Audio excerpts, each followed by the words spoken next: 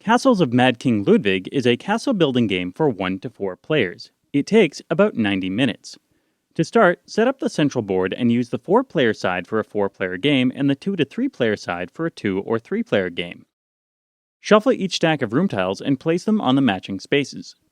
In a 4-player game, you will use all of these tiles. In games with fewer players, remove some of the tiles as instructed by the rulebook. Shuffle the room cards and count out 11 cards for each player. Place these on the corresponding space on the central board.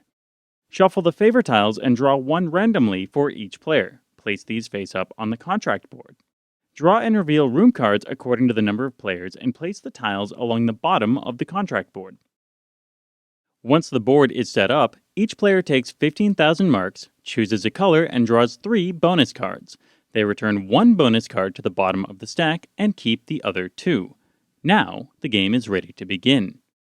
On a player's action, they can do one of 2 things. They can pass their action and take 5,000 marks, or they can buy a new tile for their castle. Each time a player buys a room, hallway, or set of stairs, they take any money on the tile and pay the total cost to the player with the Master Builder token. Then, they place the tile in their castle. Each new tile must connect through an open doorway. The new tile can border another tile, but cannot overlap one. Each new room may affect a player's score in 2 ways. The room grants players instant points as shown in the tile's upper left-hand corner. Many rooms also grant conditional bonuses or penalties as shown by the symbols in the middle of the tile. Properly placed, a new room may complete 1 or more rooms. A room is complete when all of its doors are connected to other doors. When completed, each type of room grants a player a reward as shown by the player's reference sheet.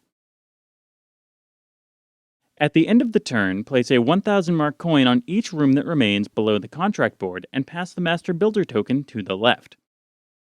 The Master Builder starts the next turn by turning over room cards to replace each tile bought. Then, the Master Builder arranges the rooms in any order.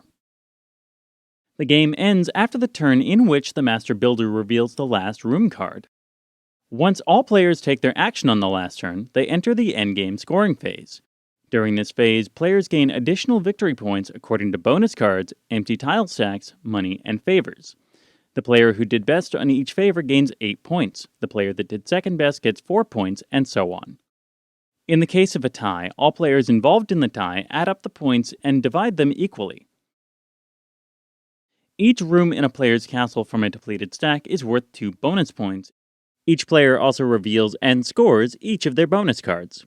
Each 10,000 marks a player has at the end of the game is also worth 1 additional bonus point. The player with the most points wins.